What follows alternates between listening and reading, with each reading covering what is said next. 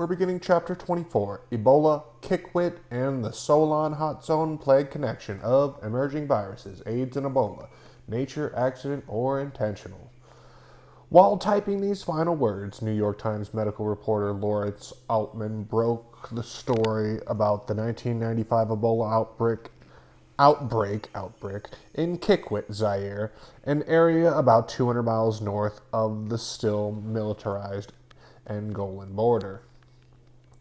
For several months prior to this medical emergency, as Garone and Helleman said had been done in the spring of 1975, the media foretold Ebola's likely return. The Coming Plague by Newsday's Health and Science writer Laurie Garrett had joined the hot zone as the talk of the town. As Preston and Garrett toured the television talk show circuit, the film Outbreak was trouncing the competitors at the box office. At the same time, the networks were replaying versions of The Andromeda Strain. Then on Monday, May 8th, just 2 days before Altman's article appeared, CBS aired its highly publicized made-for-television movie Virus, another spin-off from Robin Cook's novel Outbreak. Like the media, I too had warned friends and colleagues for months about the coming plague. Unlike the media's fairy tale, though, my prediction was based on the knowledge that the authorities had created and maintained stockpiles of such viruses for allegedly scientific purposes. I also knew it made good business sense to re-release a proven moneymaker. In late 1994, my suspicions were further provoked when I received an invitation to attend my alma mater's 6th annual public health rounds. The Harvard program, Patterns of Disease Evolution, Preparing for the Next Pandemic, warned that global changes in climate, the environment, economic patterns, and migration have contributed to the spread of AIDS, Lyme disease, Ebola, and pneumonic plague. To my knowledge, global changes in climate had nothing to do with emerging viruses, while the other factors held little consequence as compared to the Special Virus Cancer Program. Given all the disinformation from the media as well as academic sources, it was only reasonable to conclude Ebola would likely come again. The 1995 Ebola outbreak. Officials at Zaire's health ministry allegedly traced Ebola's sudden reemergence to a surgical patient at a Kikwit hospital. Beginning April 10th, the virus quickly spread to and from the hospital staff. Among the first victims were 3 Italian nuns who served as nurses.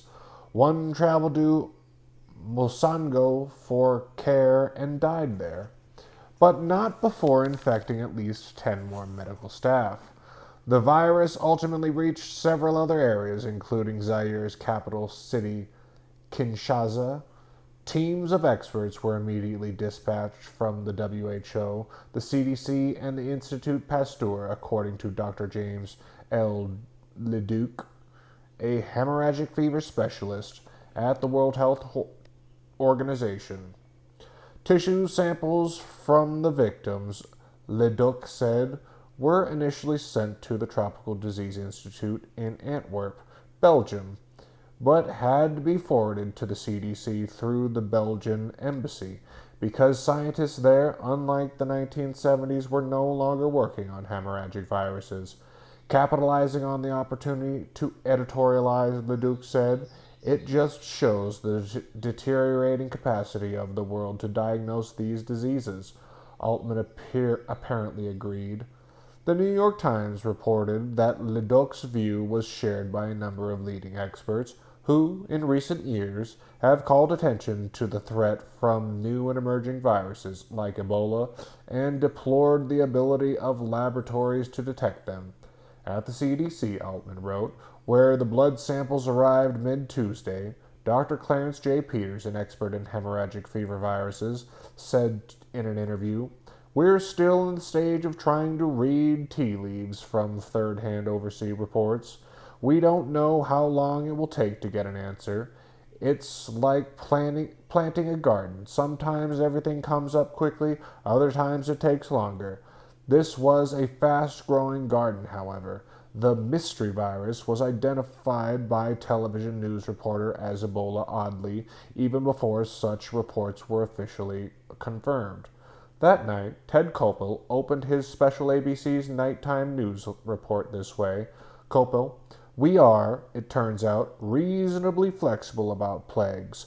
All things considered, Americans have adjusted remarkably to the plague that has been among us for nearly 15 years now.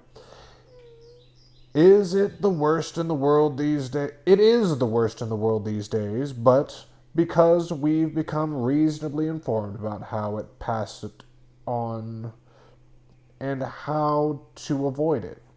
AIDS doesn't provoke a great deal of hysteria anymore. In fact, it barely arouses much interest. Just to keep things in perspective, the Ebola virus only exists in this country, in our fevered imaginations. We have watched Dustin Hoffman presented to deal with a pretend outbreak in a pretend movie, and that has made us more receptive than we might otherwise be to a genuine outbreak that is killing people horribly at a very quickly in Zaire. It is an important story, and we're not above using a couple of movie clips to engage your interest in it. But what is important is to keep what's happening in perspective. Ebola is without question a biological Satan. The second part of the virus nightmare is that it could travel even further. Someone carrying the virus might get on a plane, leave Zaire, and in a matter of hours carry it across the world. Having grabbed America's attention, media moguls use Richard Preston's and CDC spokespersons, including Ruth Berkelman, their Deputy Director of Infectious Disease, and Don Francis, who was on the front line of the battle against the 1976 Ebola epidemic in the Sudan. To knock home their point, increased funding was vitally needed by the CDC to protect the public against Ebola and other new emerging viruses. The hot zone out there, Preston argued, there are things going on in the tropical rainforests that we don't understand very well, and new viruses and new agents, new organisms that are infectious, are emerging and attempting, as it were, to break into the human species and to spread widely. I think probably the best example of this, of course, is the AIDS virus itself. Politics may matter as much as biology, especially in a place like Zaire, a country whose leader is widely seen as corrupt, whose military steals what it wants, whose medical system is crippled by an economy in collapse. Disastrous conditions for ordinary people, ideal conditions for extraordinary viruses, ABC News reported. Newsday Laurie Garrett was interviewed next. Garrett had written a highly detailed account of research conducted in the aftermath of the Marburg and Ebola outbreaks in her book, The Coming Plague. Though she reviewed Seigert's work regarding the first time this new hemorrhagic fever virus broke out in Europe, she wrote that investigators hit pay dirt when they determined that all the monkeys came from 3 shipments of wild animals transported from Uganda to Belgrade, then on to Marburg and Frankfurt. This, I noted, was somewhat misleading, as Seigert noted, for suspected monkey shipments from a single dealer, that is, Littleton Bionetics. Moreover, Garrett had gone so far as to note that German scientists immediately turned to Dr. Jordi Casals, director of the Rockefeller Foundation's Abdovirus laboratory at Yale, for assistance in identifying this bizarre Marburg agent. Casals, one of only 2 hemorrhagic disease experts throughout the world, Garrett recalled, was asked to screen patient blood samples against all the viruses in his Rockefeller facility. Between 1951 and 1971, she wrote, the Rockefeller Foundation's virus program had operated facilities in 8 countries through which over 60 viruses were allegedly discovered.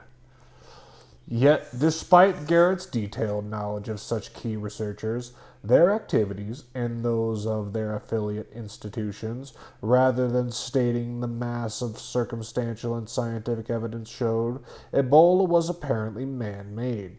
Garrett blamed the Kikwit outbreak on social factors and instability. What? Because you're not sterile? You're infecting people? My God. She stated the virus's reservoir was unknown. Garrett. It can be no coincidence that this has occurred now in Zaire. This is a virus that takes advantage of social disruption, of the lack of proper medical equipment, of syringes, so that people reuse syringes that are contaminated and inject the virus directly into their patients. One of the key lessons that we have to learn from this outbreak right now, we don't know where Ebola lurks, where it exists, where it doesn't appear until suddenly in 1976 and 1979. We don't know about what animal carries it or insect. We don't know how the original human being who brings the virus into a village or a setting got it, and from where.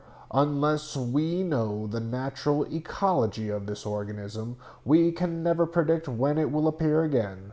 Where it will appear again, we can do, however, what we can do, however, is deal with the amplifying effect, which in the case of Ebola every single time has involved a hospital, a substandard facility with shortages of syringes, with recycled syringes being used over and over again on the same people, improper sterile technique.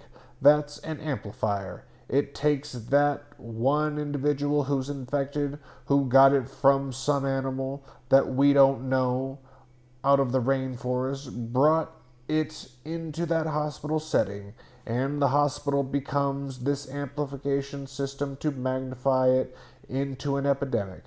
That's what we need to attack. We as human beings spread these things around.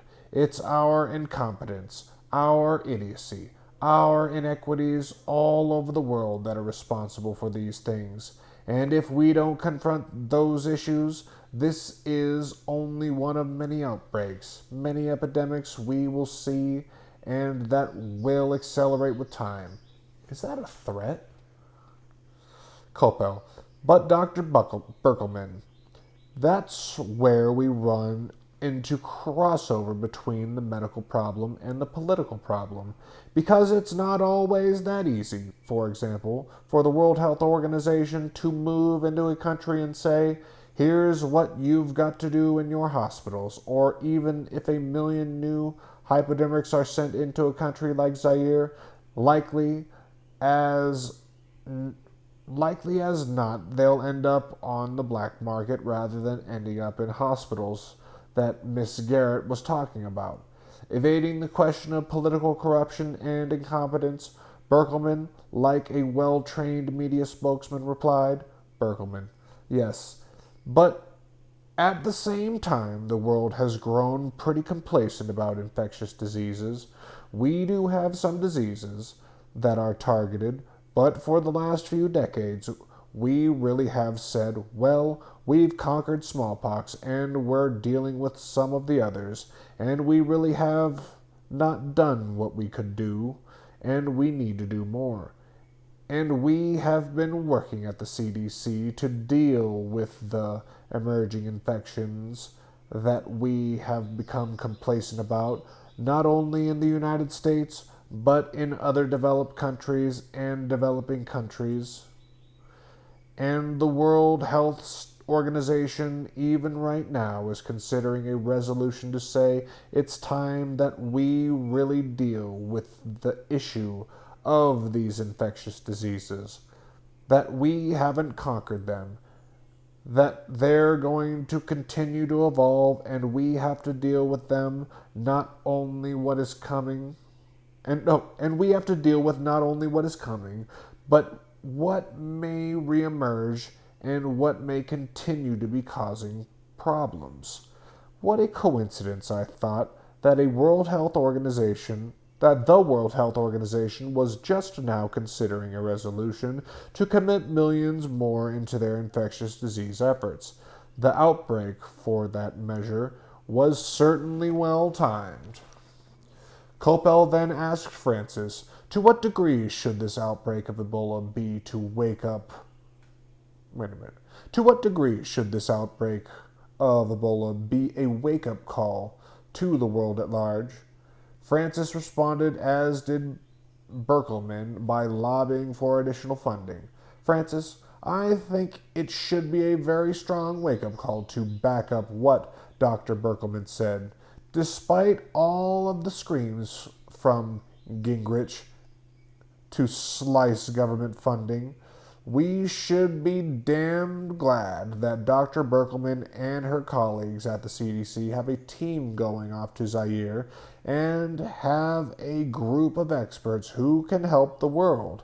We have got to have a commitment to prevention by and large, and frankly, for my 25 years working in this field, I have yet to see the United States truly have a commitment to prevention and doing things in a logical way. We get very excited about short-term situations and then forget it. Thus, the 1995 Ebola outbreak was exploited by CDC officials and the media. Indeed, America got very excited about prospects of bleeding from all open orifices, from the mouth, nose, eyes, what have you. The threat was then used to justify the alleged need for massive infusions of cash into CDC coffers. The following week, Newsweek's cover story quoted Francis and Stephen Morse, a virologist at Rockefeller University, writes for the magazine, asked rhetorically, "What needs to be done on the domestic front?"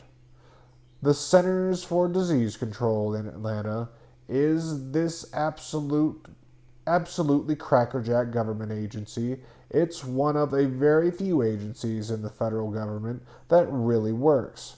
But they have terrible funding problems and are spread really thin. And they don't have any political constituency. There's no political action group there hammering away at Congress to give them money they need to do their job.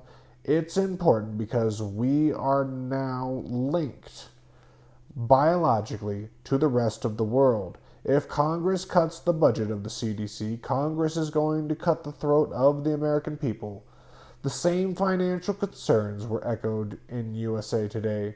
The heroes, disease busters, disease cowboys, those frontline scientists of the CDC, the cover story contended, should have their own airplanes, yet are in dire fiscal straits. Their numbers are shrinking, labs are deteriorating, and administrators worry about the day when two Ebola-like emergencies happen at the same time, and they find themselves short of heroes.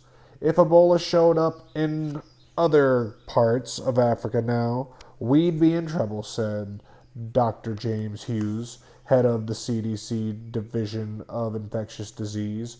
Or if there was a Lassa fever outbreak tomorrow in West Africa, we'd be unable to respond. These things don't tend to occur simultaneously, but someday they will. A threat? At first glance, Kim Painter, USA Today, wrote, CDC seems fairly prosperous, an agency of 6,500 full-time employees with an annual budget of more than $2 billion. But only 6 people at the CDC were qualified to work in their biosafety level 4 lab, the highest safety level lab. One of only 2 maximum safety labs in the country and 6 in the world. Now we have like 5. Just in America, which meant Painter quickly noted that while the Ebola work goes on, virtually everything else screeches to a halt.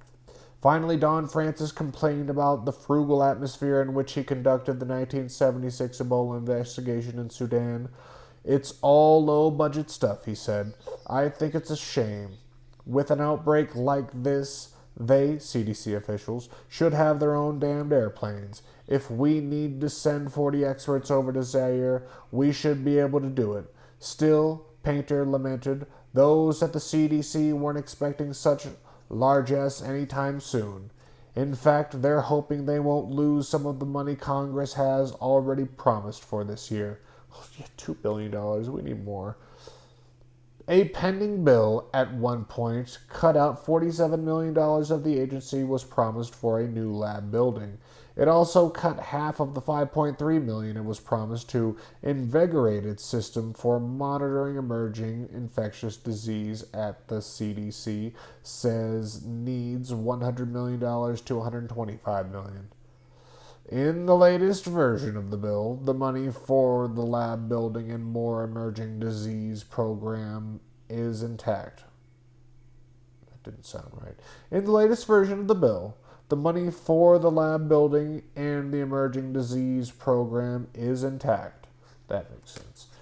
We have just learned our lesson very well, said Dr. Joe McCormick, a CDC physician who had joined Francis's 1976 Ebola expedition, defending the need to spend $150 million more a year to finance 10 more virology labs and 15 surveillance clinics proposed for the outskirts of rainforests and large tropical cities, McCormick warned. We're going to pay now or pay later. Exploiting a tragic Ebola outbreak to further CDC's special interests followed the precedent of turning tragedies into political expedients long established by the government and healthcare non-governmental organizations. The Centers for Disease Control ultimately got its money. McCormick's advice, I feared, was more malignant, however. Given the facts, I concluded that his presage was like extortion, pay now or pay later, akin to a ransom notice for ongoing genocide. As Garrett discovered, the concept of 15 surveillance clinics as a defense against the coming plagues was the brainchild of Stephen Morse, at Rockefeller University. He had discussed the matter with ardent biowarfare protester and Nobel laureate Joshua Lederberg in 1988 while planning the historic 1989 Emerging Viruses Conference. The Program for Monitoring Emerging Viruses, ProMed, Program for Monitoring Emerging Disease? Yep, okay. ProMed means the Program for Monitoring Emerging Viruses. In essence, resurrected the old Rockefeller Foundation International Network of Tropical Laboratories that had been previously administered by the CDC and the Foundation. On May 11, 1995, Dr. Brian Mahy, a virologist at the CDC whose team had confirmed the outbreak was caused by Ebola, revealed to Dr. Lawrence Altman of the New York Times that the strain of Kikwit virus was nearly identical to the one that caused the first known epidemic in the Ebola region of Zaire in 1976. Altman reported that the surprise was shared by a number of experts who had expected greater differences because viral strains from different locals tend to vary. That's your red alert right there. It's from the original strain. Indeed, it was hard to believe that Ebola Zaire, which had differentiated itself genetically from its predecessor, Ebola Sudan, over the course of 5 months and 500 miles, had emerged almost 20 years later over the same distance, virtually unaltered. Some believe that modern technology may have helped, that is, refrigeration. Filing for bankruptcy. A week after Ebola, Kikwit monopolized the headlines. On May 16, 1995, Dow Corning announced it was filing for Chapter 11 bankruptcy. The The move was precipitated by a $4.2 billion class action lawsuit brought against the company on behalf of 400,000 women who reported ill health effects following the placement of breast implants manufactured by the company. Ironically, one wire service reported, while the courts have handed down multi-million-dollar awards based on the presumption of a health hazard, I gotta start that over.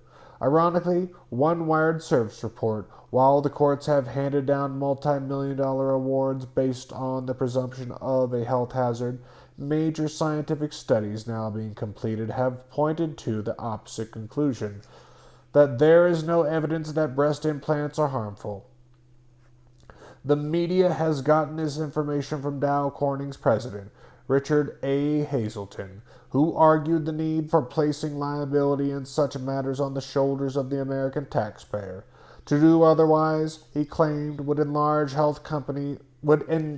health companies' research and development potential. Hazelton further charged that the American economy and justice system had been corrupted by junk science. Having successfully attacked silicone breast implants, he lamented, plaintiffs' attorneys now have their sights set on another healthcare product, Norplant. To help free American corporate litigation targets from attack by what he called Litigation Incorporated, Hazelton advanced a series of congressional recommendations for which he pledged to lobby. These included the exclusion of biomaterial suppliers from litigation brought against medical device manufacturers, a cap on punitive damages, the elimination of joint and several liability where the company with the deepest pockets pays the most, regardless of their degree of liability. Greater adherence to the Daubert principles, which require judges to act as gatekeepers with respect to the admissibility of scientific evidence in the courtroom, and a tightening of requirements when it comes to expert witnesses' credentials. Simply being a medical doctor does not qualify you to testify about diseases unrelated to your field, right? Limiting the grounds for claims in accordance with generally accepted medical illnesses and their causes. Most of the claims against Dow Corning are for diseases that are not even recognized in medical textbooks. They also happen to be ailments that primarily affect women during and shortly after childbearing age. Surprise! The same group most likely to have breast implants. Noting the identical spelling of Hazelton's name with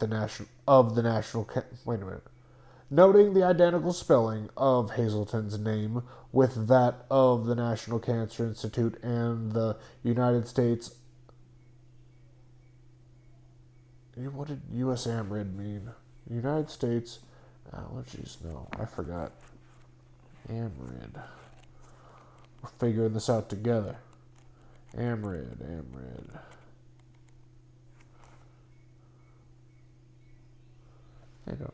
They don't have it.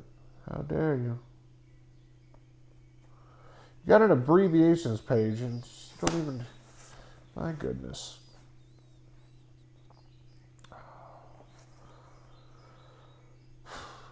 Noting the identical spelling of Hazelton's name with that of the National Cancer Institute and USAMRID contractor in charge of the Reston Monkey House, immediately placed a call to Virginia to determine if there was any relationship between the two. To my astonishment, the receptionist answered, "Good afternoon. This is Corning Hazelton Biotechnologies. How can I help you? I asked to speak with someone from the Public Relations Department, and once connected, requested information on the subject of Mr. Hazelton's identity and bankruptcy efforts. I was then directed to dial a toll-free number to speak with someone from Client Services. Here, another receptionist answered, Medpath. Good afternoon. Now I realized that MedPath, the large laboratory conglomerate that had purchased Littleton Bionetics Labs, was now, at least administratively, directing traffic for Hazleton under the Dow Corning umbrella. A final call to Midland, Michigan, Dow Corning's home office, resolved my suspicion. Richard A. Hazleton, the CEO of the company, Barbara Musing, the media relations manager, informed me, has no connection to Corning Hazleton, the media's role. On Tuesday evening, September 7th, 1993, the CBS Evening News aired a special reality check segment. Dan Rather reported that the U.S. government spends between $2.5 and $3 billion of taxpayer money every year on public relation campaigns. The administration directs 10,858 federal public affairs workers to generate a barrage of press releases that target the media and daily news influence. Wait a minute. The administration directs 10,858 federal public affairs workers to generate a barrage of press releases that target the media and daily influence world news.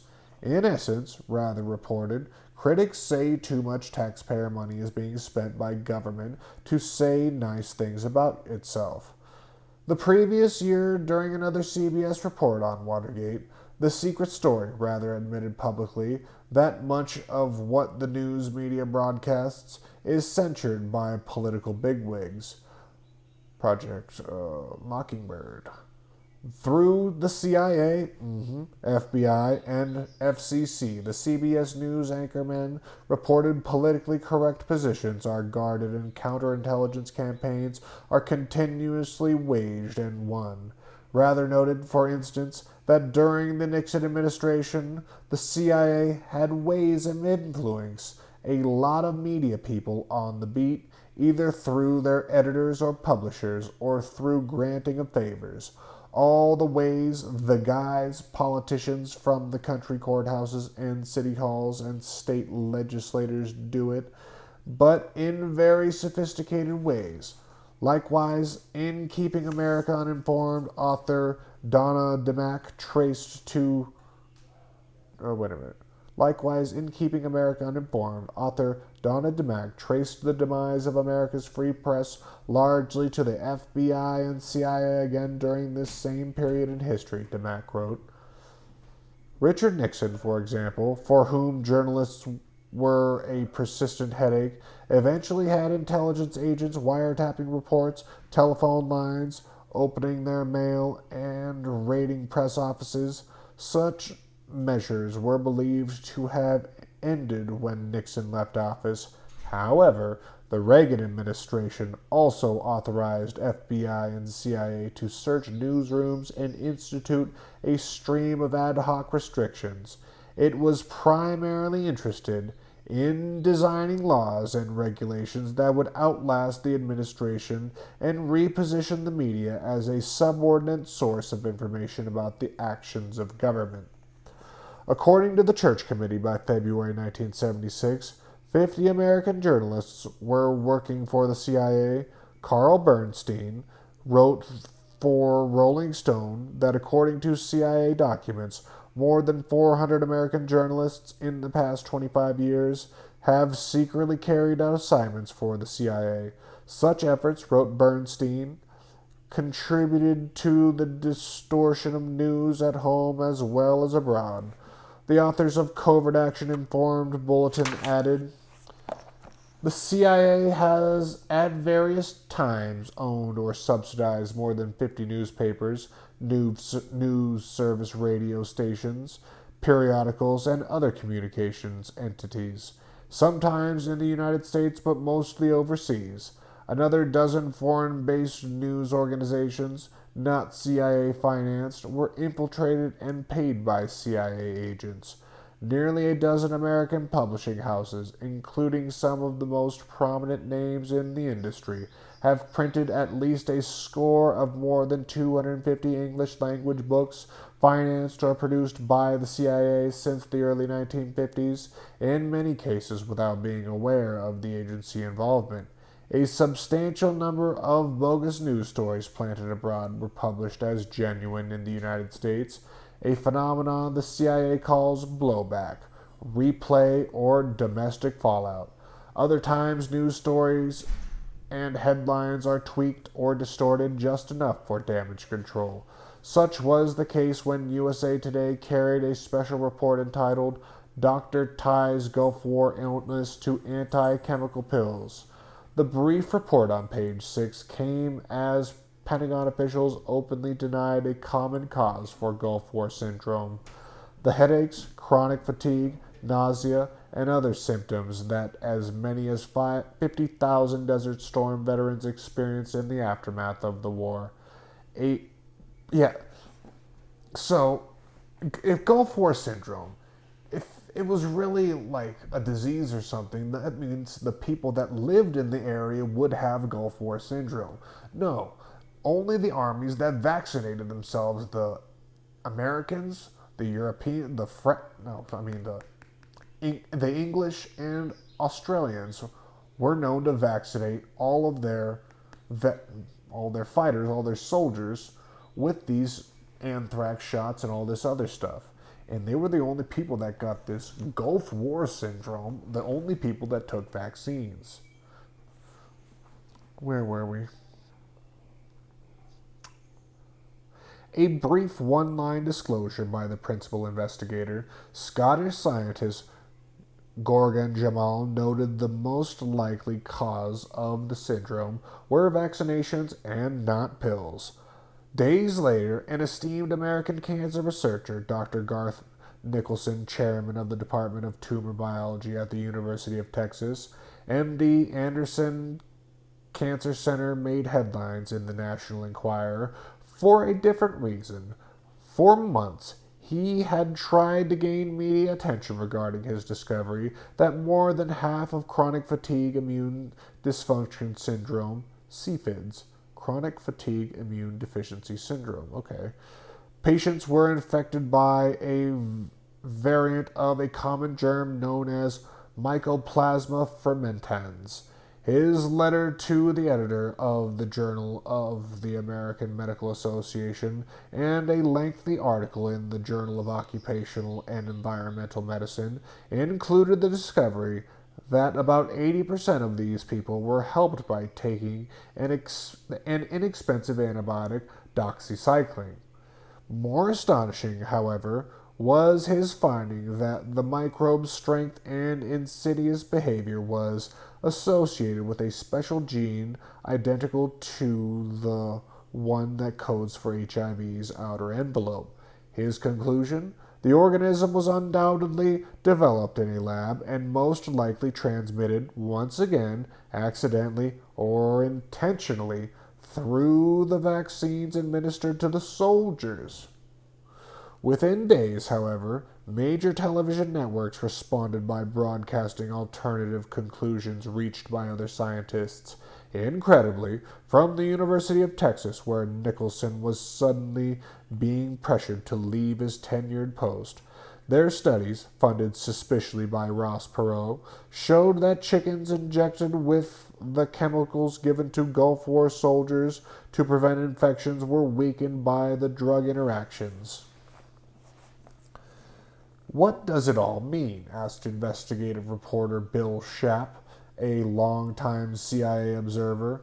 It is not rhetoric to claim that through control... Oh, wait a minute. It is not rhetoric to claim that though control is here, COINTELPRO and Operation Chaos are alive and well, the government wants, on the one hand, a blank check to spread its disinformation, and on the other, vast powers to prevent anyone from accusing it of doing so. Clearly, the truth is the first cause... Wait a minute. Clearly, the truth is the first casualty of Cold War... Casualty. Clearly, the truth is the first casualty of Cold Wars, as well as Hot Wars. Sloan Hot Zone Plague Connections. Shortly after the Ebola outbreak in Kikwit, Jackie gave birth to a beautiful 7-pound, 13-ounce baby girl. 8 weeks later, we drove to New York to introduce Aria Catriel to friends and relatives in Manhattan. Here, I happened to read a New York Times article entitled Grants by Foundations Helps Technology Books Make It to the Shelves. Wait a minute. Did I read that right? Here, I happened to read a New York Times article entitled Grants by Foundations Help Technology Books Make It to the Shelves. I guess I did. The story revealed the Hot Zone's author, Richard Preston, had received a generous grant from the Sloan Foundation. Though the book did not fit into the slogan technology series, how interesting, I thought. Years before, I had read Paul Starr's book, The Social Transformation of American Medicine, The Rise of a Sovereign Profession, and the Making of a Vast Industry. Starr noted the important role the media and private foundations played in marketing cancer research, he wrote. In the late 40s, a new force began to be felt that greatly spurred the expansion of the National Institute of Health. This was the emergence of a private lay lobby for medical research. Its chief architects, Mary Lasker and Florence Mahoney, brought money and influence to a cause of ready-made appeal. Mrs. Mahoney's husband owned the Cox newspaper chain, and Mrs. Lasker and her husband, who had made a fortune in advertising, had recently taken a major role in reorganizing the American Society for Control of Cancer. The Lasker Group had led the organization, which they renamed the American Cancer Society, to introduce modern advertising techniques and to devote the proceeds to cancer research. Mass fundraising for medical research has already been turned into a high art by 1937. The Noble Conspiracy, also known as Mary and Her Little Lambs, believed that the doctors and research scientists were too accustomed of thinking small. The NIH discovered that the way to open wide the public's purse was to call attention to one disease at a time. Why would the Sloan Foundation provide major funding for a work that didn't fit their agenda? I asked Jackie as my intuition grew on Starr's revelations.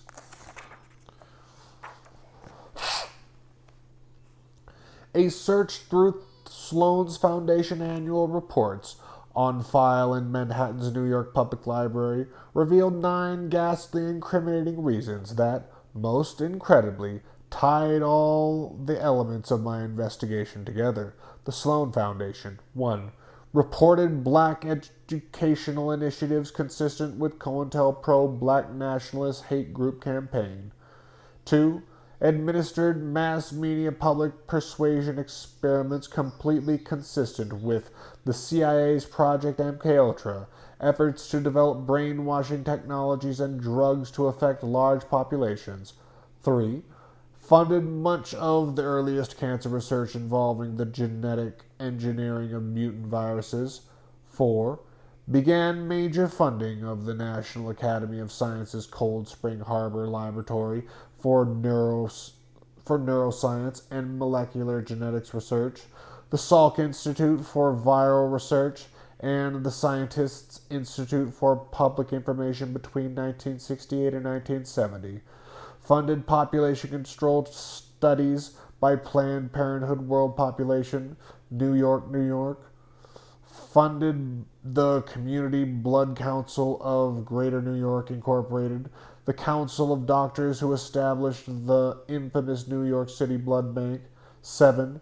Maintained Lawrence S. Rockefeller, the director of the Community Blood Council of Greater New York and the president of the Rockefeller Brothers Fund, as chairman of the board of Memorial Sloan-Kettering Cancer Center and a trustee for the foundation. 8. Gave in excess of $20,000 annually to the Council of Foreign Relations, and 9. Maintained among its marketable securities 16,505 shares of Chase Manhattan Bank stock in 1967, which it apparently sold by 1970, probably to avoid conflict of interest charges, along with 24,400 to 53,000 shares issued by Merck and Company Incorporated, which it maintained at least until 1973, the end of the investigated period. "This is like the icing on the cake," I said to Jackie after relaying the information.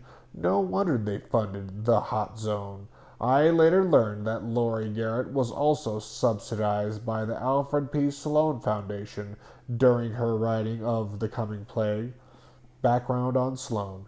Alfred P. Solon, for many years the chief executive officer of General Motors Corporation, began the Sloan Foundation. Background on Sloan. Solon. Where was I? In the early years, the Foundation's work focused on its founders' personal convictions that ignorance of the principles of capitalism and free enterprise was both a danger and an opportunity. The Massachusetts Institute of Technology, Sloan's alma mater, was the principal recipient of the Foundation's support during the first 10 years. As the Second World War was winding down, Sloan joined the board of directors of New York City's Memorial Hospital for Cancer and Allied Diseases. Soon thereafter, Sloan founded the Sloan-Kettering Institute for Cancer Research to administer the hospital's research activities. Then, in 1945, Sloan persuaded his General Motors colleague, Charles F. Kettering, to lend his name to the institute. For the next 34 years, the Sloan Foundation maintained a special relationship with Sloan-Kettering. As it is probably known, general support grants were made each year, as well as frequent grants for particular projects.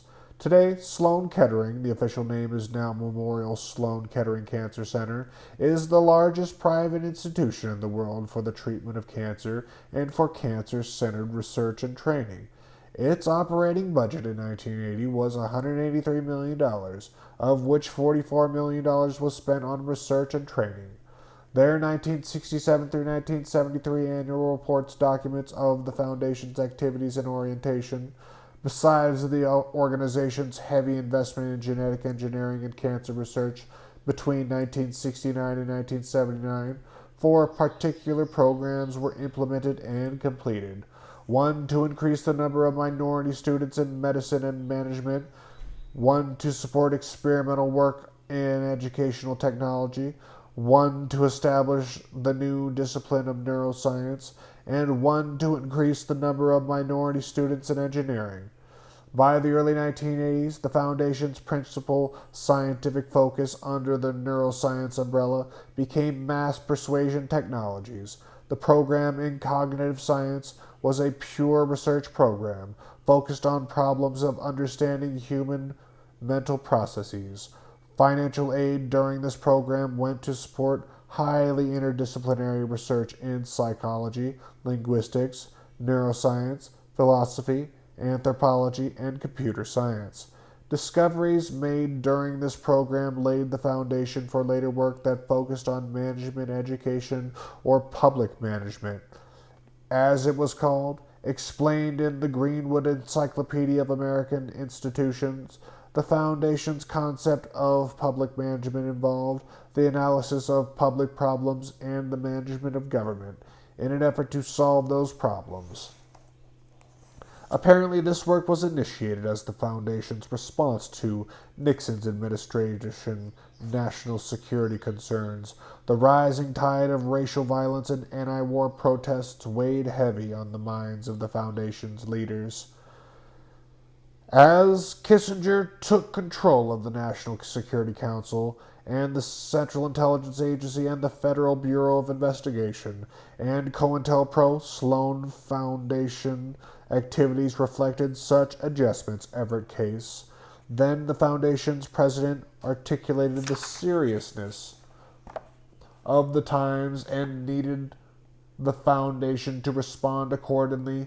In a report published in the spring of 1968, Case wrote, "The multiplication and growth of many of our besetting social problems seem all too reminiscent of the behavior of the cancerous cell, Who would have predicted at the beginning of this decade that racism would infect and inflame the minds of even a vocal minority of the Negroes who in this country have been its principal victims?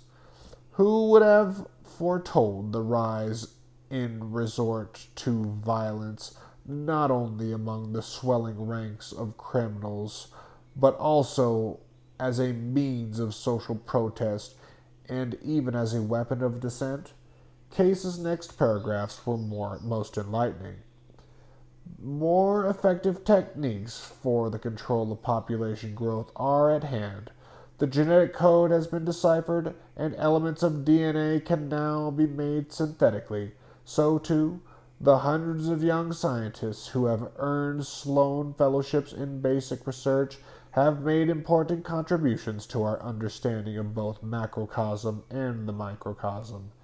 It is different when one leaves the laboratory or the field experiment and the disciplined minds they attract for the sprawling, clamorous, and slippery problems which confront, say, the President of the United States or the Mayor of New York City. It is easy to ascribe outbreaks of urban violence to the intolerable conditions of the ghettos. It is easy to ascribe those conditions to the neglect or apathy of the landlords, to the massive immigration of unskilled and disadvantaged Negroes from the South, to the cupidity of the real estate operators and the building trades, or to the ineptitude and the corruption of city officials. It is much harder to get at the root causes of such phenomena, and even more difficult to discover and apply effective cures. Some such observation applies as well to those who see our salvation simply in terms of a return to the old-fashioned morality. It is not that the younger generation, and moral confused is not limited to them, have found anything better in the Golden Rule or the New Testament's second commandment. Indeed, many of them are seeking new ways of applying these precepts more effectively. In the canyons and ghettos of megalopolis, however, the simple injunction to love thy neighbor as thyself too often seems meaningless or irrelevant. Moreover, the new knowledge and the new technology which we owe to science can not only change our environment in ways that bewilder and confuse, but can themselves become instruments of exploration. By the same token, they may convert the stuff of moral and legal controversies into an academic exercise. Science, whatever its problem, including the apprehension of a popular revulsion against its untowed consequences, it is clear that the science is an enterprise too dynamic to be turned off if we would, and too fundamental to our security and our economy to be abandoned if we could. Certainly, the search for the causes and possible cures of cancer must be accelerated, not brought to a halt.